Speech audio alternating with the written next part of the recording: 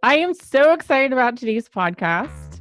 As some of you guys know, I have lost literally 45 pounds. Problem was, one day I woke up, I contacted the clinic, and they said, yeah, we've decided not to carry it anymore. I'm like, what the hell happened to HCG? This is like helping so many people. Weight loss is such an individual issue. And if you imagine a wheel and you have a bunch of different spokes in the wheel, those different spokes are represented by different aspects that affect weight loss and your ability to lose fat. I think the big pros of HCG that I can tell is that it gave people a lot of hope that something can be done on an underlying level rather than just putting a Band-Aid on the issue. It had lasting effects, it seemed like, and I think that gave people a lot of hope. And the good news is there are other things that work on this kind of cell signaling or cell communication level that perhaps just have more research behind them. That's another thing that I love about Alexis, because my other doctor kind of took the approach of like, you get old, you're going to die, you're going to deal with things. We'll put you on some meds and slap a Band-Aid on it. And Alexis over here like, no, let's try to figure out what's causing this and see if we can get to the root of the problem instead of just treating the symptom. You're listening to the Brittany Richardson Experience.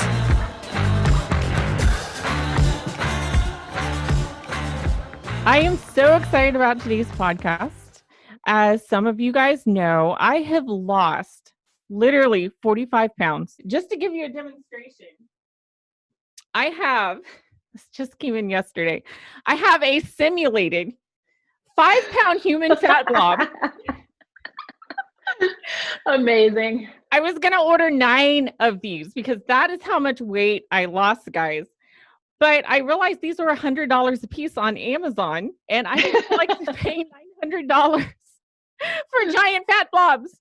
So if you can imagine with me, 9 of these is how much weight I lost. And the interesting thing, I actually filmed a documentary on this because I was so amazed. I came from a family that everybody's obese, everybody's overweight. And I hate saying this word because it just sounds so cliche, but I felt like I literally tried everything and nothing was working. I would always yo-yo diet, up and down on the weight, except with me, it was also ascending at the same time. So it was even more frustrating. Well, I finally found something that worked. What I want to share with you today is what that one thing is and what happened to that one thing, because it was taken off the market to my surprise.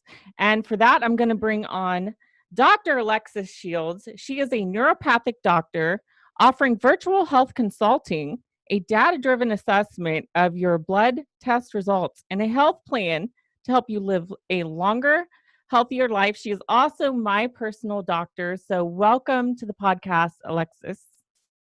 Thank you. Thank you for having me. I'll tell you what sealed the deal when I found you was your smile.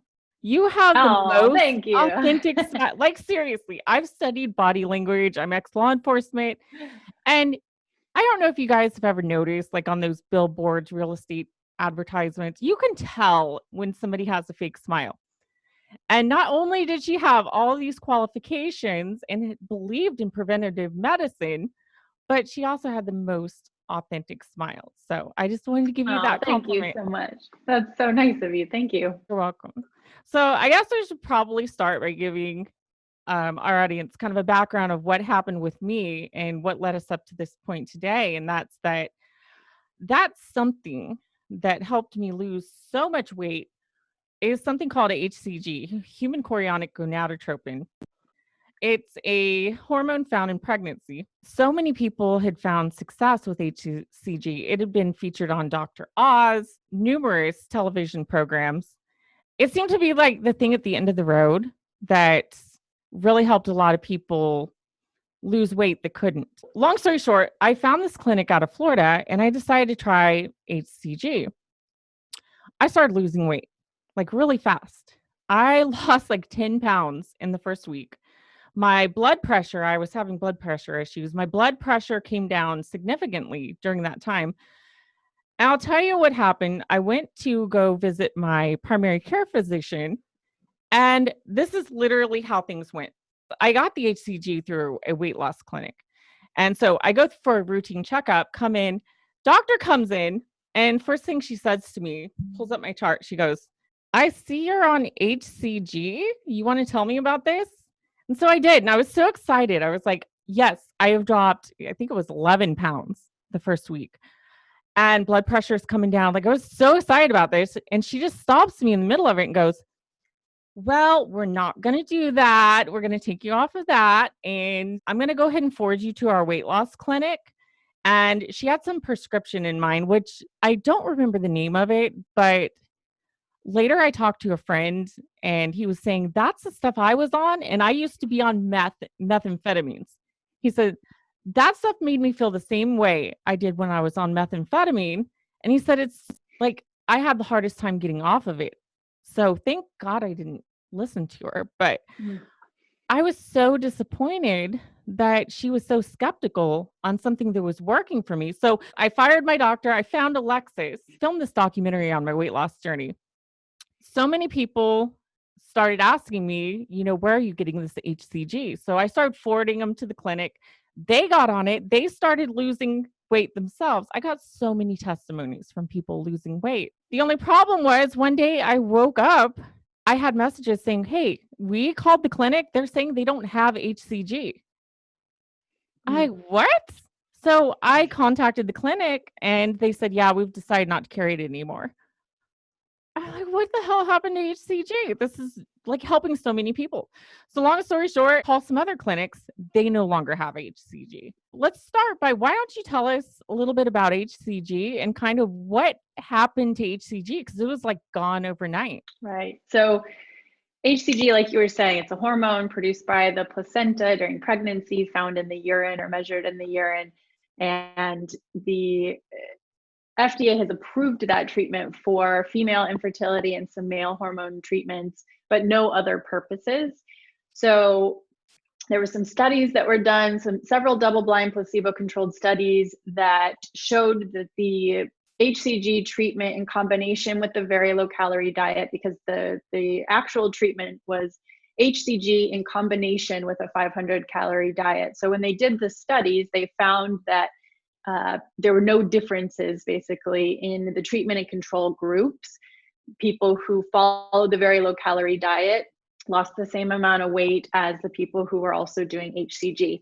That was there, there's a few issues with that because it's not really telling us if there are long-term benefits to doing both treatments together versus, just the very low calorie diet. So there was a lot of research that probably still needs to be done, but in the amount of research that we have so far, there wasn't any compelling reason to approve it for any other purposes than some infertility and male hormone imbalances. And so the FDA ended up issuing warning letters to a lot of the clinics and compounding pharmacies that were providing this treatment, and basically saying if you don't pull the products, then you may have to face legal penalties or criminal prosecution. And so, everyone removed it until we know more information, basically.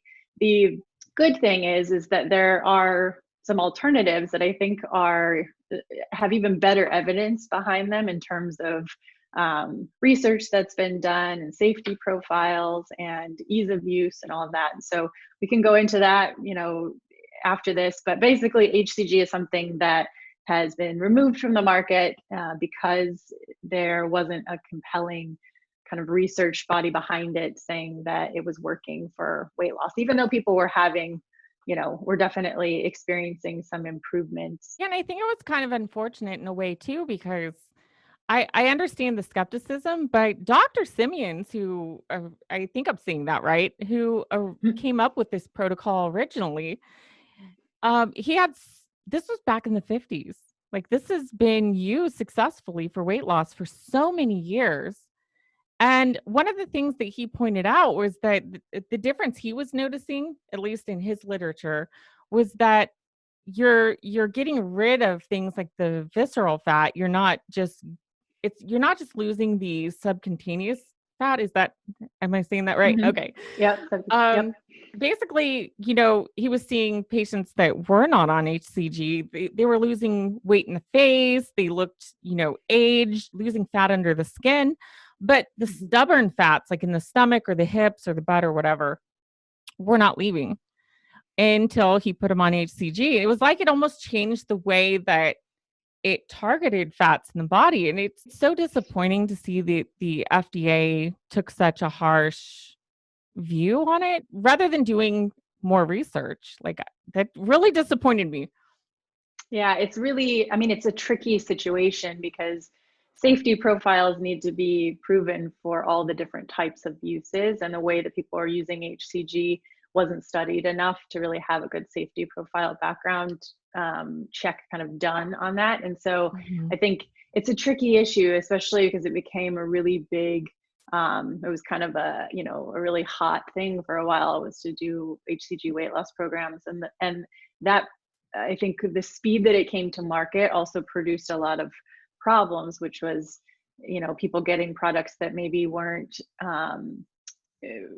from reputable facilities, and they weren't working with physicians, because anytime you have rapid weight loss, there can be some negative side effects and things that happen that need to be monitored by a physician. And so I think, the speed that it came to market also flagged the FDA to look at it, because of just safety reasons, and everyone seemed to overnight kind of come up with their own HCG formula and different homeopathic formulas and different ways of administering.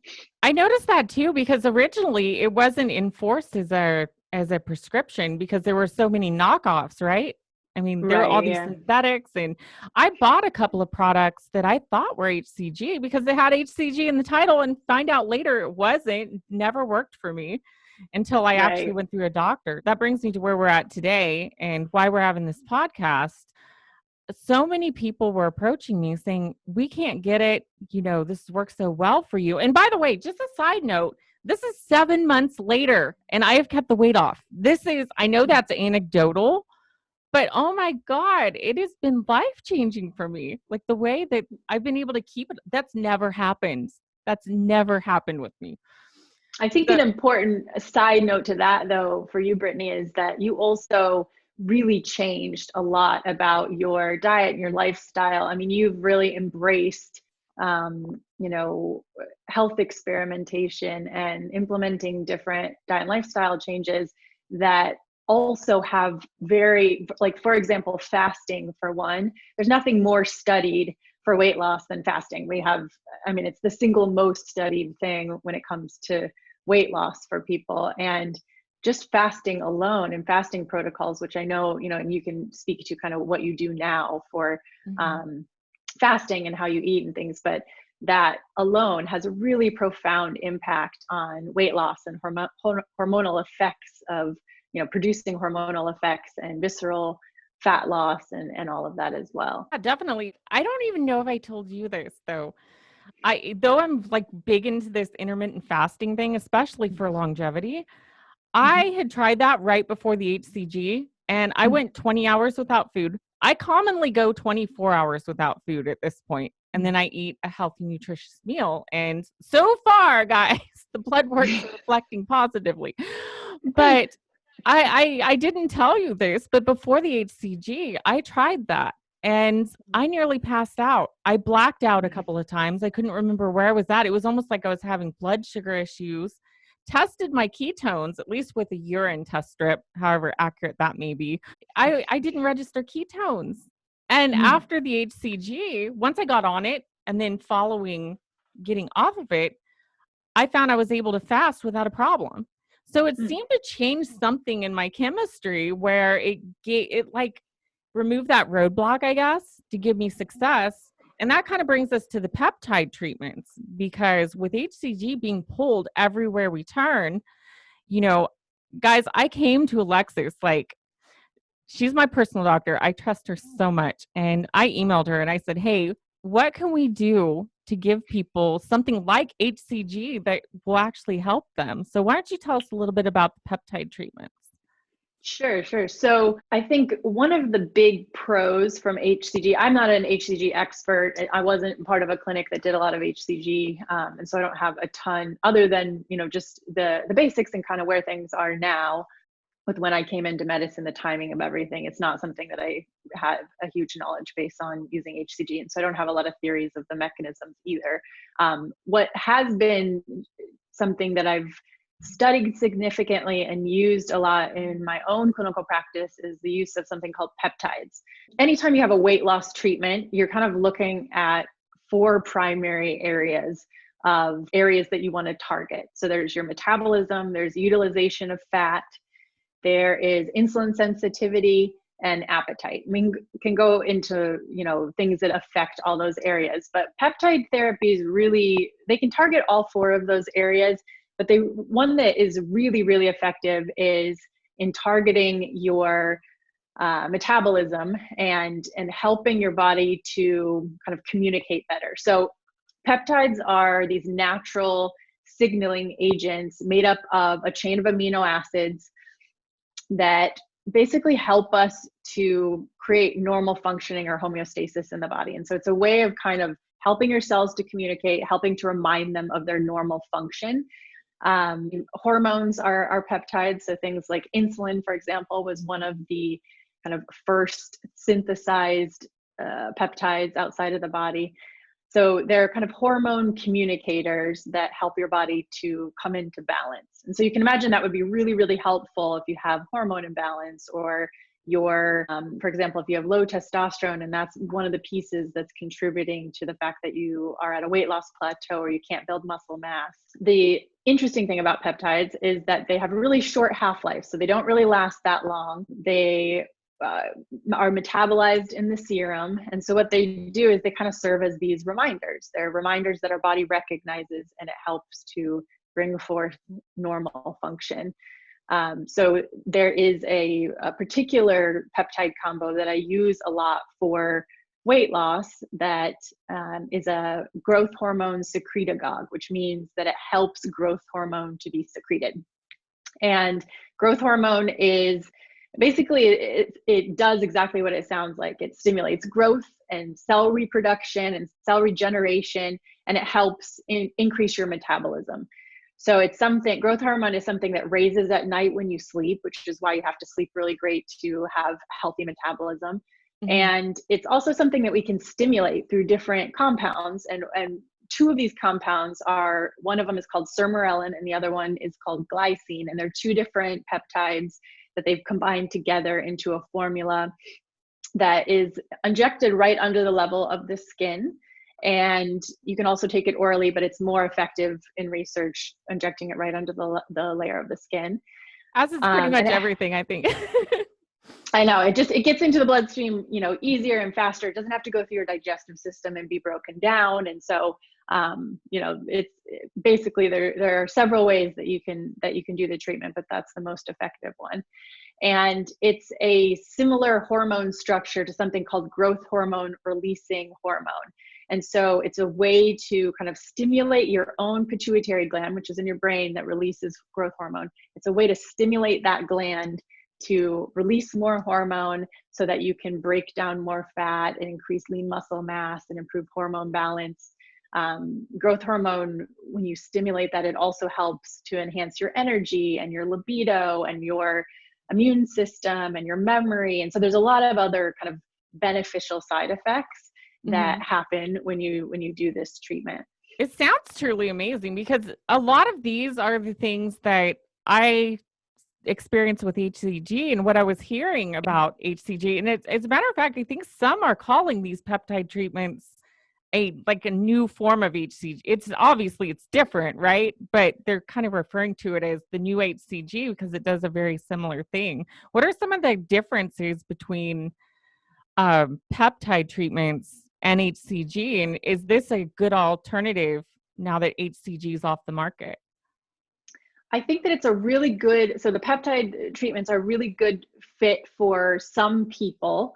It really depends on kind of what your underlying combination of factors are that are contributing to obesity or difficulty with fat loss or kind of your weight loss plateau. And so depending on that kind of combination of factors, if hormonal imbalance and particularly growth hormone is a factor that is, or testosterone, for example, is a factor that is contributing to the issue, then it's really, really effective for that group of people.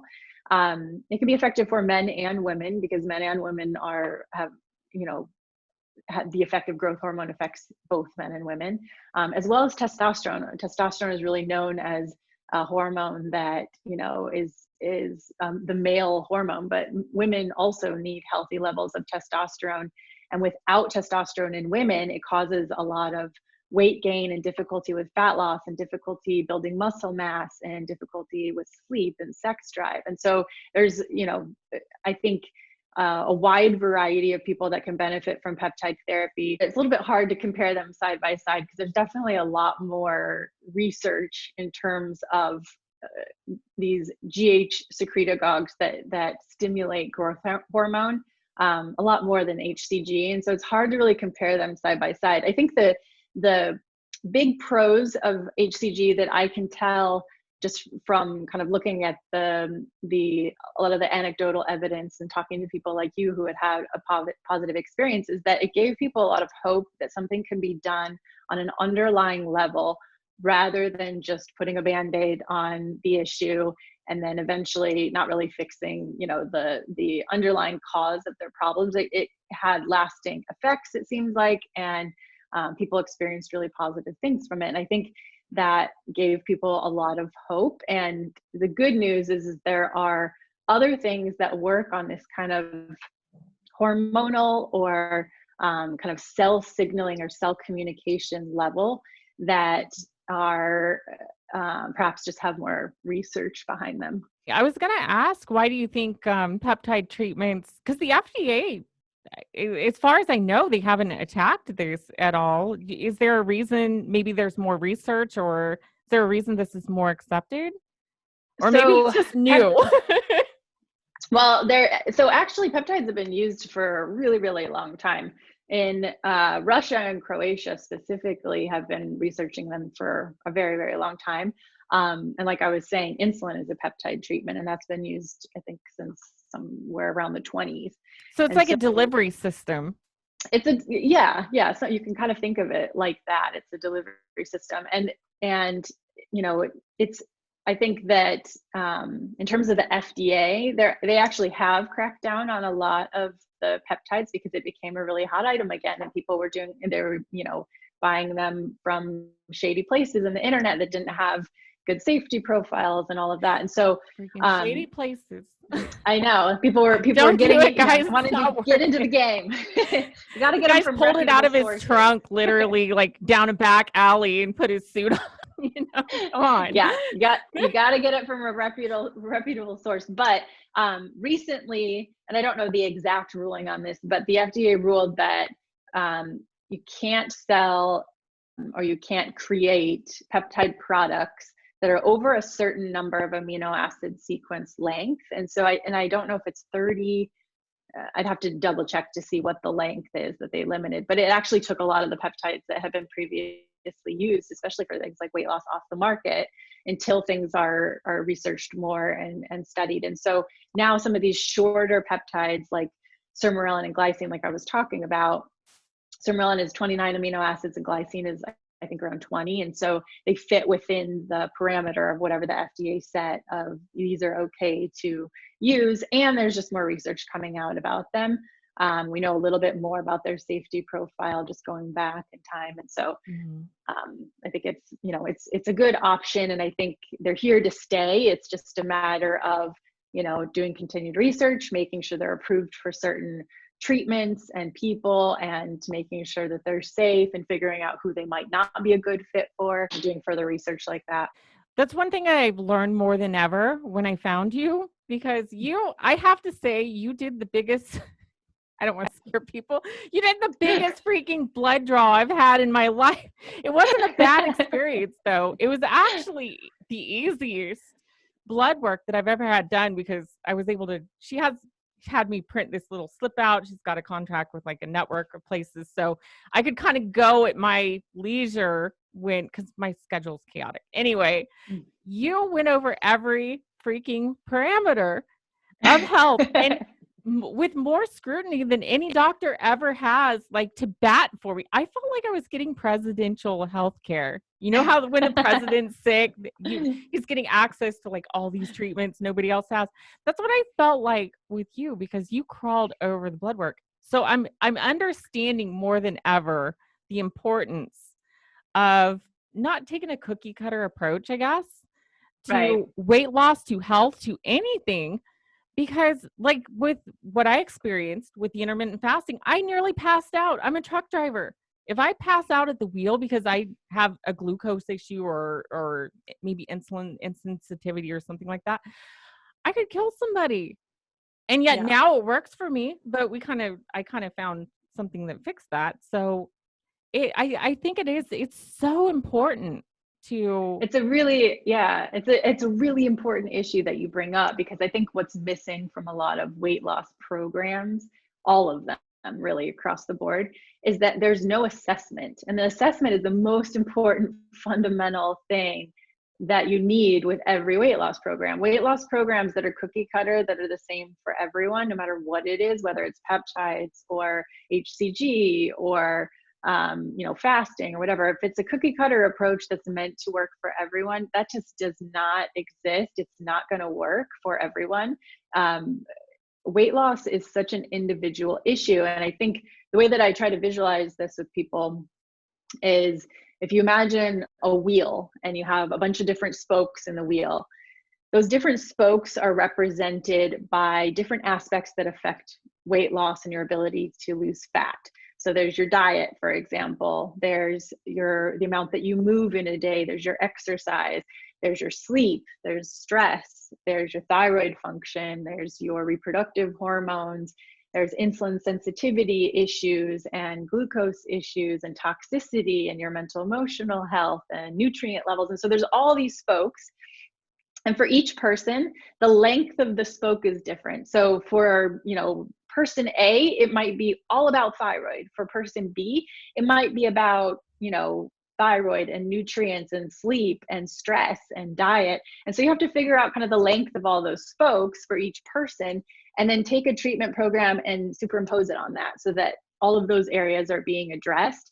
And so when you have a weight loss program and you don't do that initial assessment, and for me, I use blood work because I think it's the easiest, the most affordable, and the kind of most fundamental and well-researched tool that we have to kind of take the hood off the car and figure out what's going on in the engine.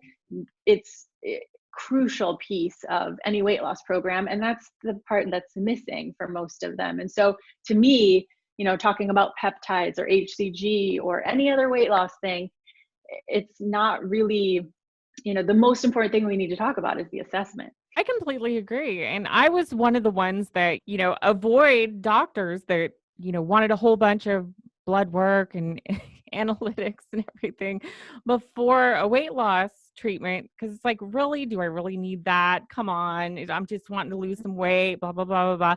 But I understand more than ever now, like you have won me over on this because, and I'm not a doctor, but I've really dug in over the last couple of years to understand more about my health and take an active role. And the human body is so complex. And I kind of look at it this way. It's like every one of us are so unique. Like there's nobody like you. Like to everybody watching, there's nobody just like you. You are invaluable.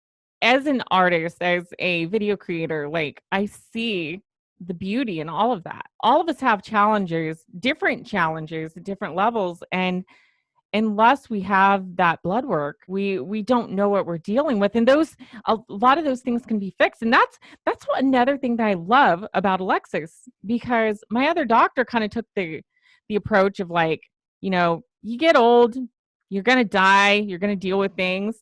We'll put you on some meds and slap a Band-Aid on it. And Alexis over here like, no, let's try to figure out what's causing this and see if we can and get to the root of the problem instead of just treating the symptom.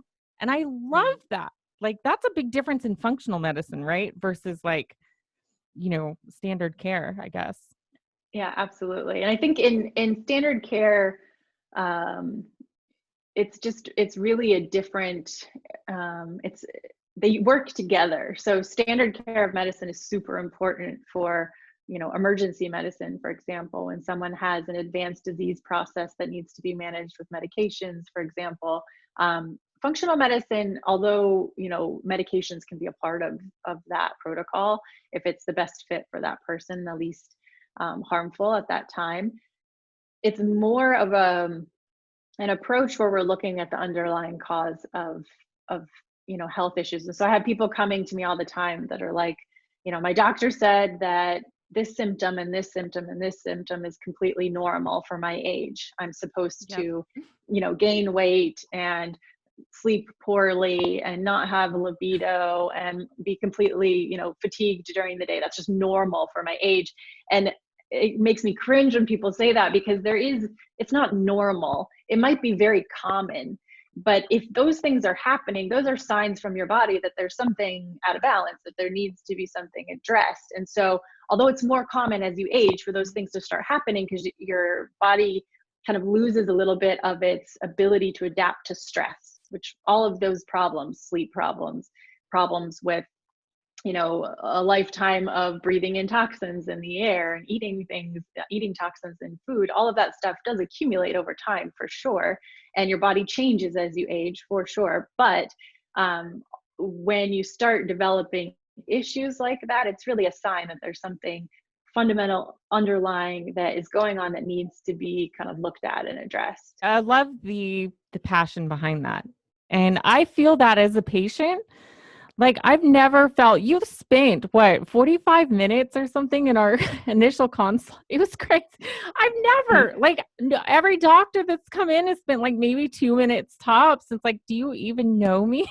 What's going on? I mean, I feel so fortunate to be able to do that, because honestly, with a conventional medicine model, they don't have that time. There isn't that time. They would love to spend it if they have it, but it doesn't fit the model of trying to see as many people as possible. And most primary care doctors are completely, just overworked and overbooked, because so many people need to be seen in a short period of time. And so it's something that when I was going through medical school, we go through rounds with different doctors just to see, like, what is the lifestyle? How do they, how do they function? How do they run their practice? What is their day-to-day like? And that, as well as learning all the, just learning medicine alongside. Those are the things that I really took home from primary care doctors, is they're exhausted. They don't have enough time. They would love to be able to spend more time getting to know you and diving into some of these deeper things, but it's just not in that model. And so functional medicine kind of takes a different role, and it's not either or. We need both. We need people to be using functional medicine to keep themselves well. And when things are at a point where emergency medicine is needed, or there's a chronic disease that is very advanced that needs management, there might also be a role for your functional medicine doctor and your your GP, your conventional GP, to work together for things. And when I work with clients, I do all consulting right now, so I can see people all over the world, but I'm always, working alongside with their local doctor. Seeing how crucial that is to success in weight loss, and being able to address these obstacles that are in the way that people run into, the way, like the insulin insensitivity. Is there a way to explain that in a very concise, simple way to where people understand it? Because it seems to cause blood sugar issues, doesn't it? When it's almost like your body is refusing to burn the fat for energy when you're reducing the calories. Yeah, and that, put very simply, I think is a good way to say it. So basically, let's go over really quickly how your body stores energy. When you eat food, you typically eat more than what your body needs to use right at that moment for energy. And so some of that energy has to be stored. And the hormone that controls how much energy is stored is called insulin. So insulin is like the key that unlocks the door that lets the food that you just ate into the cells to feed your cells. When no more of that, when that food isn't needed at that amount anymore, or when all your cells have been fed, that's a better way to say it, some of that energy needs to be stored for later.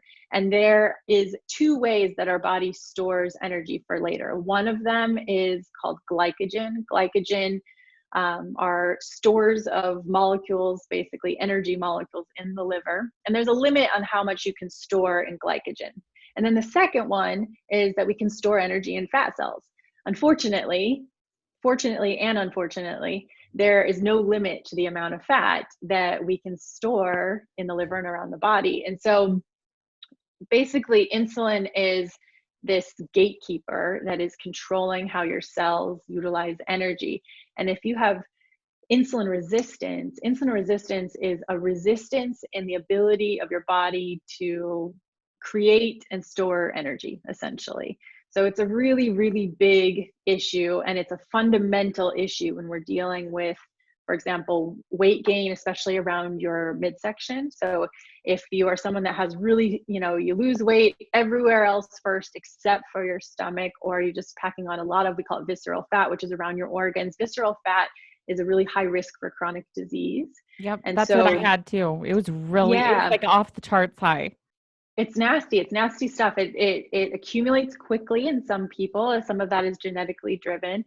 But also if you have blood sugar regulation issues, specifically insulin resistance, it seems like that area of the body is what really likes to accumulate fat. So yeah, so that's kind of the breakdown of how your body utilizes energy and insulin resistance. And the reason I wanted you to explain that was because that's a perfect example of, like you said, so many of the roadblocks that people run into. And until we get the blood work back, until you talk to the patient, you don't know what it is they're dealing with. And the way I see this, what excites me is once you remove those roadblocks, it's like, at least with me, it was like, oh my God, I just got on the highway of success. It's like, I'm dropping the weight, lost 45 pounds. My visceral fat's normal. My blood pressure is like 1 point from normal at this point. It was through the roof high, guys. It was like crazy.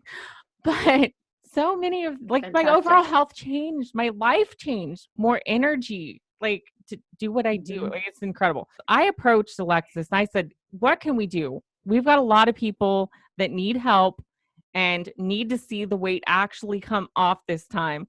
What can we do to help? So why don't you tell them a little bit about what we came up with and how we can help those watching? Sure. So that particular combo, sermorelin and glycine, it's not a good fit for everybody, but it can be a really effective thing if it's something that you need to help ramp up your metabolism, although there are other things that help to ramp up metabolism, just like fasting does that as well. So that's one piece of the puzzle. And then some of the other ones that are really interesting is to help your body to utilize fat more efficiently. There is a fat loss cream that is a combination of aminophylline and glycerinic acid that is made from licorice. And it basically helps. It's a cream that you apply to kind of problem areas. So it's more of a sculpting cream. If you have a lot of fat to lose in that particular region, it's not going to help until you get things to come down a little bit, because it's more of it shrinks the sub-Q fat cells under the surface. The sub-Q or subcutaneous is right under the surface of the skin. So it helps to shrink those cells and helps to sculpt. So one that of the things actually, that like, seriously, I don't mean to interrupt, but that like seriously works. Yeah, it's amazing, actually. Yeah, as a sculpting cream, but people are using it on their waist mostly. There was a study of 50 men and women aged around 20 to 65 that had a BMI over 27, and they put them on a walking program, 1,200 calorie diet a day, and then half of the group got this sculpting cream. And the group that used the sculpting cream, their waist circumference went down by 11 centimeters. I think it was in about 2 months. Whereas the group that just did the walking and the diet changes was down 5 centimeters. So from 11 to 5 with just that, applying that cream every night is a pretty significant difference. There needs to be more studies done, obviously, but that was a really promising one. In terms of insulin sensitivity, you can use herbs like berberine, which it's kind of a watered down effect of metformin to help kind of get your cells more sensitive to insulin so that it can utilize energy better. And then to decrease appetite. I was just going to Oh, go say, side note, there's a lot of research being done right now, talk about longevity benefits with berberine as well, Mm, which I yeah. actually just started taking it this last week. So for the longevity side. Yeah. It's really something that really helps with reducing your hepatic glucose production and the absorption of glucose and the uptake of glucose. And we know all of those effects exist for metformin in a really big level. Not everybody is a candidate or needs metformin at that, but berberine can kind of serve as something that can help a wider variety of people, especially before it gets to that kind of type 2 diabetes realm. So there's really great combinations of berberine and DHEA, which helps to naturally increase testosterone and the peptides. And then for decreasing appetite, which is kind of that fourth area, 5-HTP is something that can be utilized for that. There's been some smaller studies on 5-HTP and appetite control, because 5-HTP stimulates serotonin, and serotonin is kind of the feel-good hormone that contributes to an overall sense of well-being and happiness in your brain. They're finding that taking 5-HTP can actually help people who need more serotonin in their brain to have that feel-good molecule. And it's associated with less food intake, mostly from carbohydrates. And so that's also really interesting study, and a avenue that can be treated if appetite is something that you struggle with. The program that we put together, just kind of a quick overview. The first part is an initial weight loss assessment. So it's that assessment that I feel like is missing from all weight loss programs.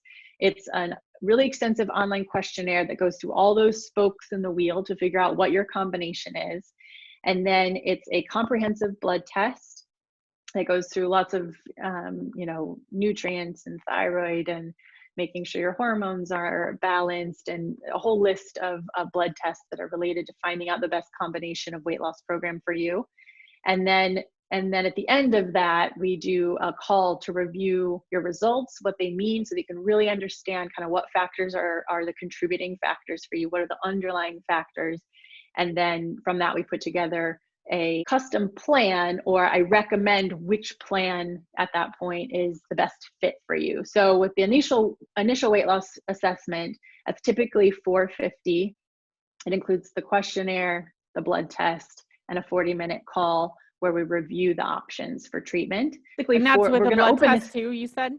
Yeah, that's with it, includes the blood test. We're going to open that up for as an option for 10 people, and coming from your podcast, also a $100 coupon code, so it'll bring the total cost down to $350 for the initial assessment. I'm going to open it up to 10 people, and after those 10 spots are taken, we're gonna close the program at that time, only because that's about as many people as I can take on with my existing consulting practice. So we'll probably reopen it again at some point, but I don't know when that will be. It'll kind of depend on my schedule and when I can fit that in again. So there'll be 10 people that can go through that initial assessment. So after that initial assessment, we'll go through kind of what the treatment options are and the costs for those treatments. They might include a custom fasting program, the fat sculpting cream that we talked about, the sculpting cream that you can use on your waist and like underarms and thighs.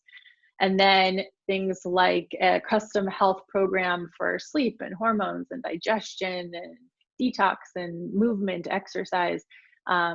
Perhaps the peptide treatment you're a good candidate for. So it really depends on what the person needs. And what we do is create a custom program after that initial assessment that will have various different price points that will kind of fit all budgets, and put together a custom protocol that makes sense for that person, not just because it's a cookie cutter approach. And one thing that I would say to people is that I truly trust Alexis. And, if you're sitting there, you're watching this, you've been struggling like I have, and so many of us have, with yo-yo dieting, and nothing seems to be working. It's just like life itself. It's like life slapping you in the face and roadblocks. You're smashing into walls. Nothing's working. Don't waste another second, guys. Like, do something for you today, because it's make an investment in yourself. And that's one thing that I've always said, even with entrepreneurial stuff, with your education, have an education budget, invest in your health. You know, sometimes we do so many things for the people we care about that are around us, but what happens if we're not there 6 months down the road for them? I mean, Dad's had a heart attack like several times. Like we almost lost him twice over the last year. But I just encourage everybody watching, don't waste another second. Where can people go to contact you and find this? I'll share with you a web page that will be a private web page on my website that will be just specifically for, you know, your listeners, that you can go to and see if one of those 10 spots is remaining. If you happen to listen to this and it's after those 10 spots are taken, don't worry about it. I'll, you know, collect your email and let you know when the next one opens up. And so, yeah, it'll have all the details on there and what it includes. And if you have any questions, you can always email me as well. There's a contact page on my website. My website is dralexisshields.com. And yeah, and we'll just go from there. We will put as you guys can see, the link on the screen, we will have it there, and as well as in the description below. And like I said, guys, I encourage you, do not waste another second. Go see Alexis. I wish we could clone you. Like, I wish there was, maybe we'll get to that point. I really do, because I wish we had thousands of you, because you could help so many people. Like, I am so blessed to know you. Thank you. And luckily, I think, you know, there are more and more doctors, whether it's, you know, naturopathic doctors or osteopaths or medical doctors, that are becoming more interested in functional medicine and are training in functional medicine. And so I think it is becoming more widely available, but still, you know, not anywhere near what it needs to be to kind of meet the needs of people across the country and in the world.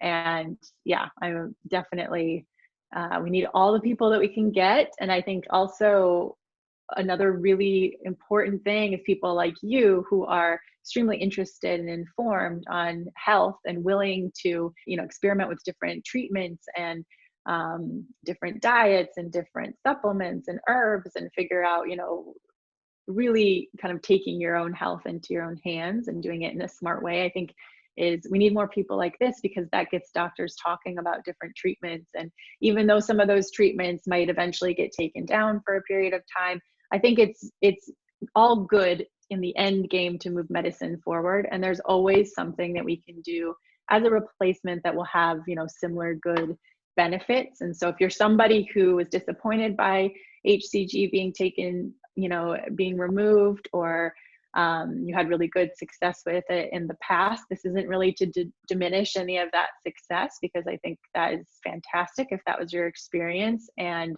my kind of hope is to give you hope that there are other options out there that can produce some of those similar effects and help kind of match your body with a treatment that will be just as effective. I know I was interviewing book author Eileen Smith recently. She does somatic experiencing. It's helping a lot of people. And I asked her, you know, is this becoming more widely accepted in the field? Kind of like this functional medicine thing, right? And one thing she said that is so true, she said the science wins in the end. It will always win in the end. And I believe that we're seeing that happen in so many cases and seeing this progress. So absolutely. Thank you so much for being on the podcast, guys. Once again, go to the link on the screen in the description. Do not waste another second. I'm telling you, invest in your health. Go see Alexis. She's amazing.